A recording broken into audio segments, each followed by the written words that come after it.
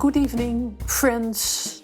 Welcome here in the Blavatskyhouse in Holland, the International Center of the Theosophical Society Loma, which we always call TSPL.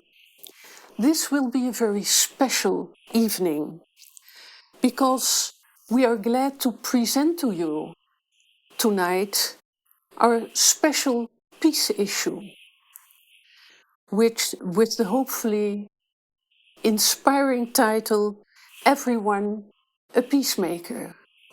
Correct? Every human a peacemaker, but I always say everyone.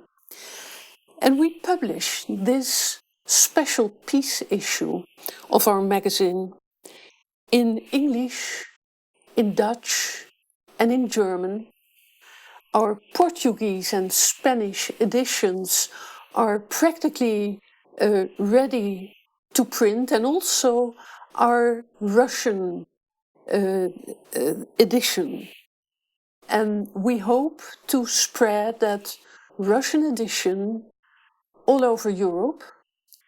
And after that, we take 1 week rest, and then we start on a Ukrainian translation.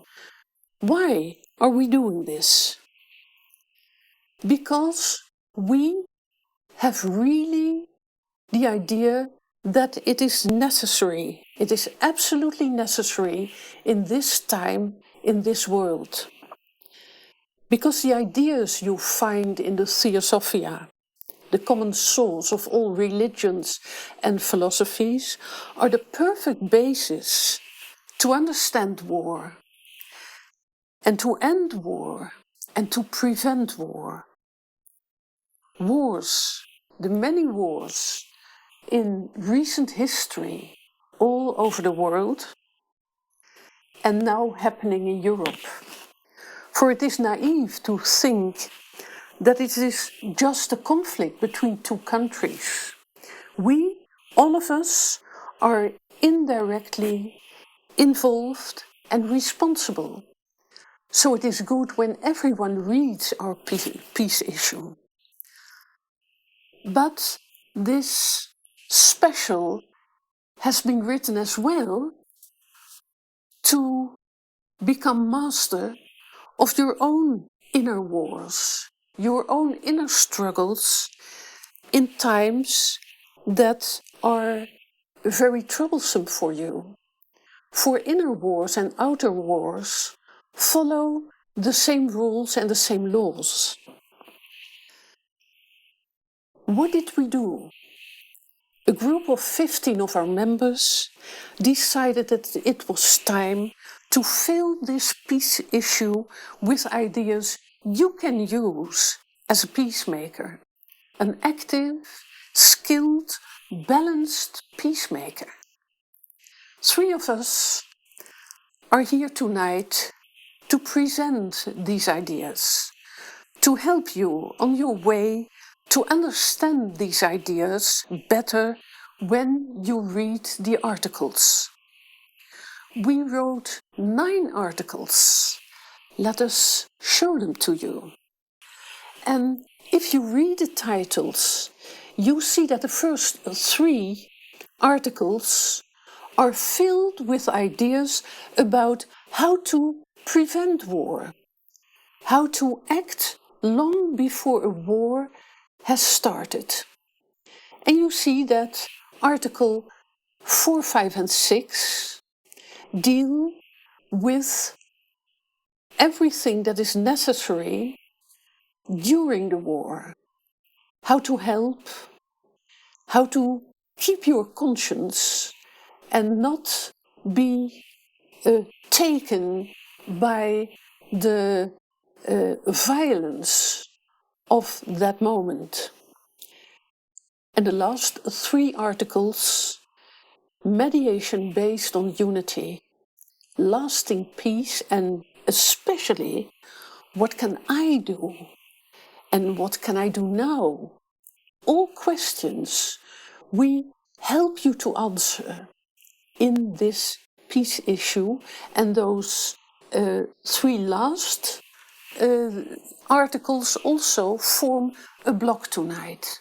So you see we have 3 blocks in this lecture, this introduction, and I will explain the first block, and the second block will be explained by Iljitsj van Kessel to my left, and now I look to the voice of the technician. Yes, here he is. And to my right is Bouke van the Noort, who will present the last 3 lectures. He's visible as well for you. Okay, and who is not visible because of COVID restrictions is Lalibel Mohaupt, who will help us to receive your questions, to tell your questions to us so that we can answer you. And we will invite you strongly to think about questions, about your reactions, and you can chat them. That is a technique I am not very good in, but you are. And you also can email them. And Lalibel will give your questions and we can answer them. I hope you have an idea what you can expect tonight. I forget one thing to tell you. We have 9 articles, but that is not all you can find in our peace issue. We worked with a group of 15 members, and every member of those group of 15 found 1 or 2 or 3 wonderful articles in our Theosophical literature about that subject, articles which were near to their heart, and we added all those articles to those 9 articles we wrote. And that means that you have, when you download those peace issues from our website, you have a very rich and healthy and fruitful meal to eat and to digest, and hopefully we help you to become a peacemaker, or a better peacemaker if you are already one. So, time is restricted always with lectures, and I start with the first article about which I cannot say so much. Peace impulses from universal laws. What you see is that we try to explain in that first article what we do in this peace issue, but I already introduced it to you. And what is very important is that we have a peace tradition in our Theosophical Society. From year 1 in 1875, we are active, we are really active on the world stage to support equilibrium and harmony. And one of the most important thoughts and ideas that is the basis of all other ideas from Theosophical is the idea of universal brotherhood. Helena Blavatsky started with that, and we continue that to this day to draw your attention to the fact that humanity is one, and that the planet is one living organism, and the solar system is one living organism, and the galaxy is one living organism, and every larger unit in the cosmos is alive. And that makes it easier for you to understand how to end struggles, wars and conflicts. Because the duality in two parties is in fact a non-existent illusion. And the moment both parties come to their spiritual senses, conflicts end. History proves that. So, a short explanation of the first article. The second article needs more explanation. 3 ideas we present to you in that article to build your own vision on life, to build a basic idea of how the world works and how you work. And we offer you the idea, the first idea is that all is alive and that all life is one.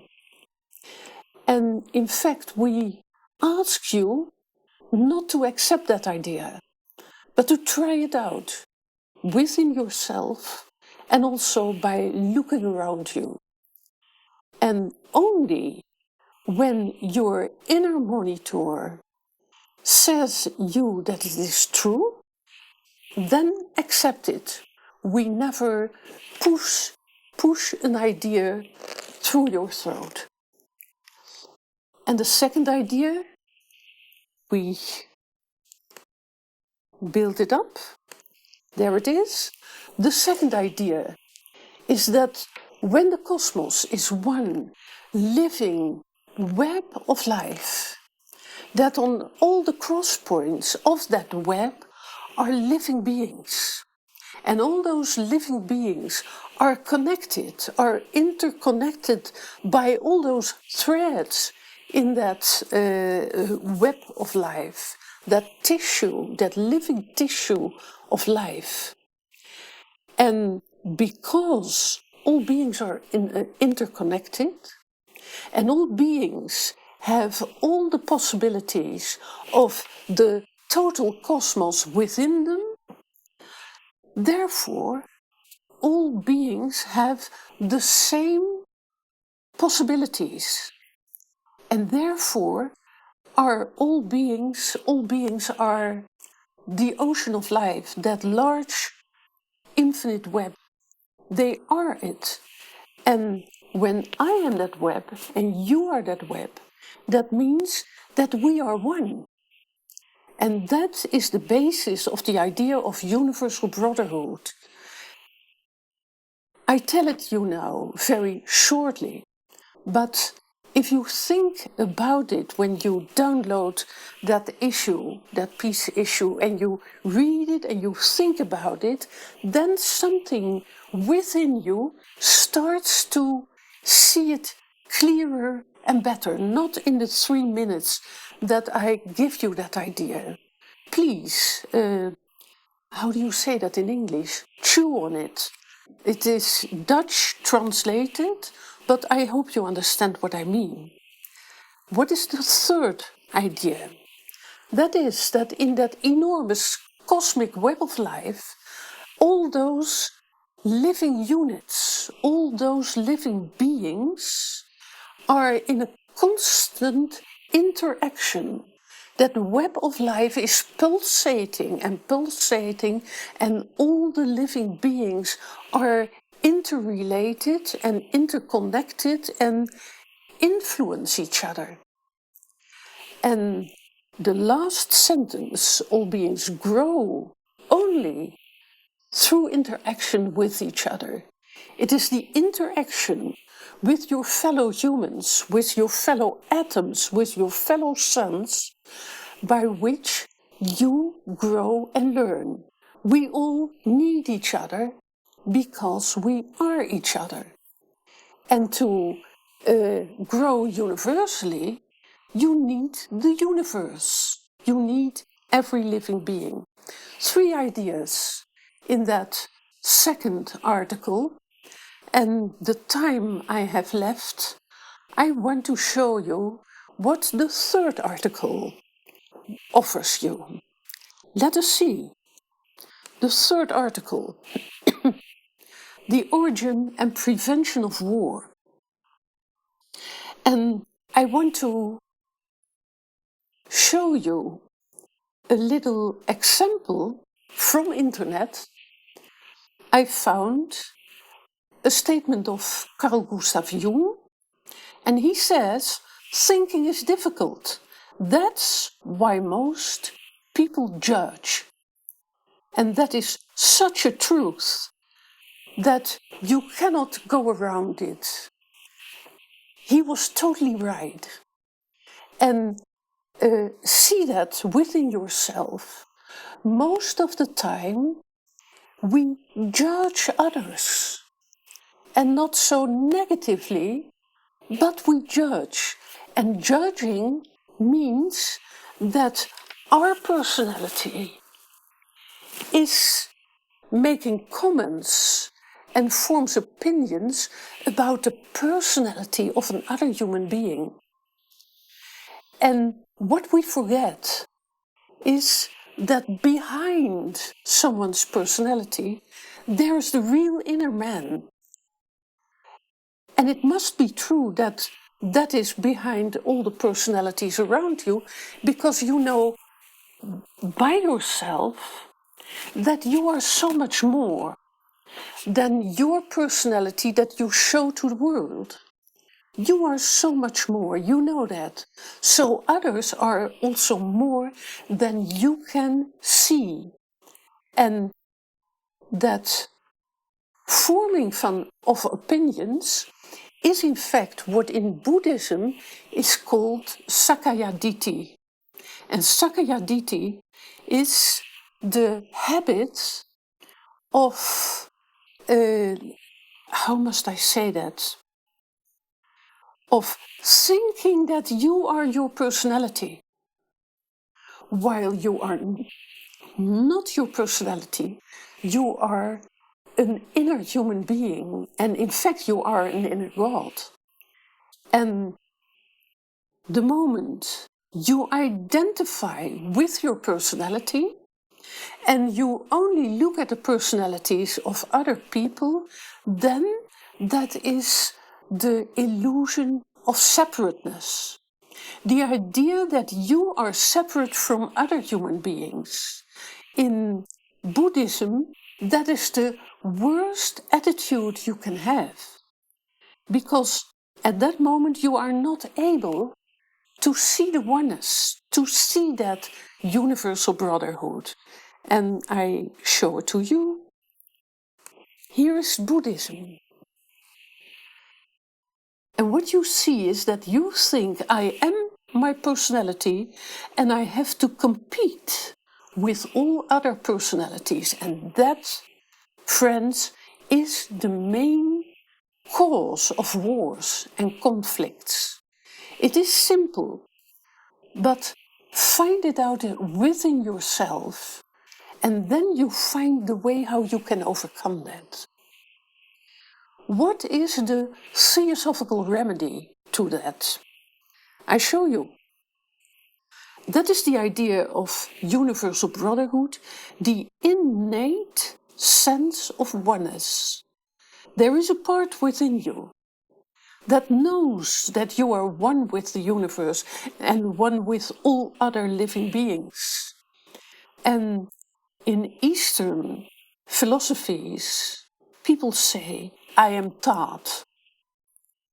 And in Western philosophies, people say, I am the All. That is more Greek and Western. I am one of the many facets of the diamond of that All. And it is my task not to compete with my fellow facets, but to complement all other fellow facets of that diamond. And that is in short what our third article offers you. it is too short. What is 20 minutes from a booklet you can read for years and learn every time other aspects you don't see the first time when you read it. And we help you. We offer our door, we open our door for you to ask questions, to have comments on it. Let us talk about it together. And I am never very good in being aware of the time. Is it already my 20 minutes, people? Yeah, it's... Oh, that was a natural, successful, not being conscious of time. And we stop for 3 minutes because all the technicians here need that time to open the door for your questions. So have patience, 3 minutes, and after 3 minutes, throw all your questions to Lalibel. And then the three of us can answer them.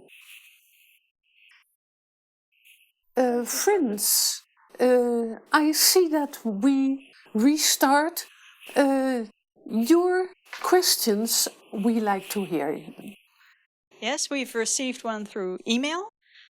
The situation in Iran is steering a stream of protest worldwide, and the people are calling for support and help. What could we do in the surrounding countries if we are inextricably linked to each other? So inseparable. Is protest also a way of judging? Good question. Who wants to answer? Everyone polite. I try. The one who put that question here talks about one special country.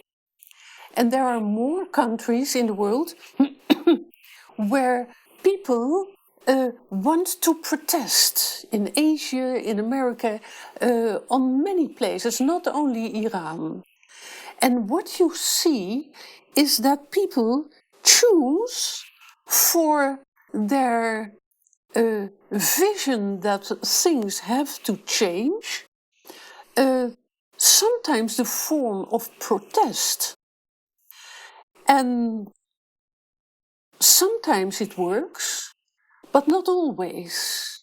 That depends on the quality of the protest. If it is really, for instance, how Gandhi worked, there was inner protest that was explained why. If you only step into the streets and protest by shouting or being aggressive or whatever, then people never start to think about your want.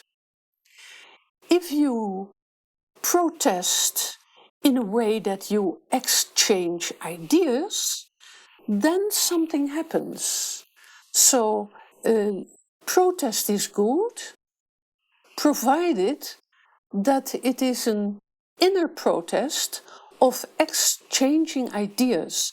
And the second part of the second article deals with that. And so many other articles in our peace issue also deal with this. And I think that Iljitsj and Bouke have that in their presentation after your questions. So listen to what they say, and afterwards you can always come back with that same question in some other way, and then we look again at the question.